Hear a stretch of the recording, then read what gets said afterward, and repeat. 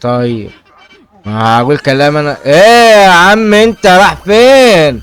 ما هو مش قطر بحر هو رايح.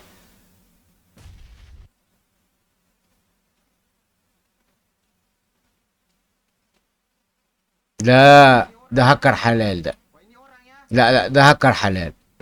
ده ما اقدرش اتكلم فيه. وشفتها قبل كده وعجبتني بصراحة. ودماغ شغالة دي بصراحة حلوة. مش اللي مسافر لي في قطر 17 ده. طب هتعمل إيه انت هنا؟ طب انت عرفت مكان دلوقتي؟